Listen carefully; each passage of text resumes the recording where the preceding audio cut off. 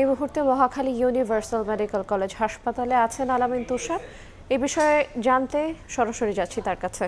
তুষার, দাঁড়িয়ে আছি এখানকারই একটি আইসিইউতে ভর্তি ছিলেন গুণী শিল্পী ফরিদা পারভিন। তিনি মোটামুটি 10:15টার সময় তিনি আসলে তার মৃত্যুর খবর আসলে এখানকার যিনি কর্তব্যরত চিকিৎসক তারা আমাদেরকে নিশ্চিত করেন এবং এখানে তার পরিবারের সদস্যরা থেকে শুরু করে তার শুভানুধ্যায়ী যারা রয়েছেন, তার যে গানের স্কুল অচিন পাখি, তাদের সেখানে যে শিক্ষার্থীরা এবং সেখানে শিক্ষকরা কিন্তু এখানে এসেছিলেন। কিছুক্ষণ আগেই তারা কিন্তু অনেকেই যে যার মতো গেলেন, অনেকে তার বাড়ির দিকে গিয়েছেন। তার বাড়ি কিন্তু এই তেজগাঁতেই রয়েছে, সেখানে তার স্কুলের পাশাপাশি কিন্তু তার বাসা, সেখানে অনেকে গিয়েছেন। পরিবারের লোকজন এখনও লাশ হস্তান্তরের যে প্রক্রিয়া রয়েছে সেই প্রক্রিয়ার সঙ্গে জড়িত রয়েছেন।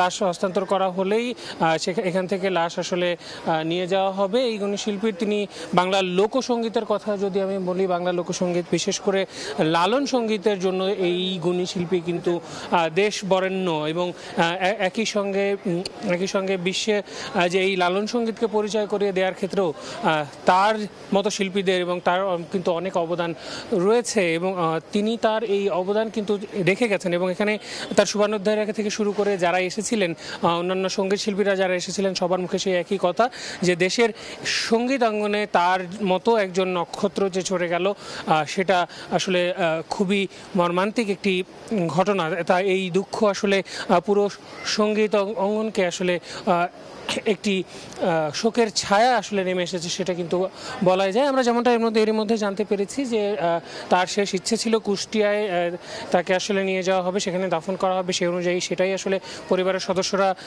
চেয়েছেন এবং তারা আসলে সেই অনুযায়ী কাজ করবেন। এবং আগামীকাল সকাল 10টা 10:30 নাগাদ সর্বস্তরের সাধারণ মানুষের যেই শ্রদ্ধা নিবেদনের জন্য তার মরদেহ নিয়ে যাওয়া হবে শহীদ মিনারে।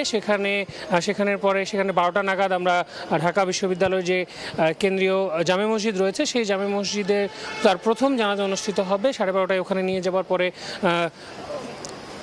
বাদ জোহর তার এই প্রথম জানাজা হবে এবং জোহরের নামাজের পরপরই কিন্তু তাকে কুষ্টিয়ার উদ্দেশ্যে কিন্তু তার এই মরদেহ নিয়ে পরিবারের সদস্যরা রওনা করবেন, এমনটাই কিন্তু আমরা এখনো পর্যন্ত জানতে পেরেছি। এবং যদি কুষ্টিয়া পৌঁছানোর ব্যাপারে দেরি হয়ে যাওয়ার সম্ভাবনা থাকে, সেটা মাথায় রেখে কিন্তু এই বাদ জোহরের জায়গায় 12টা 12:30 নাগাদও তার প্রথম জানাজা হয়ে যেতে পারে, এরকম তথ্য কিন্তু আমাদের কাছে রয়েছে। কুষ্টিয়াতে গিয়ে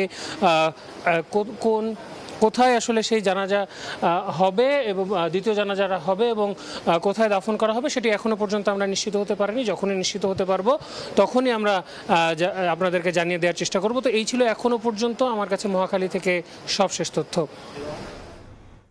আমরা সরাসরি যুক্ত ছিলাম মহাখালী থেকে।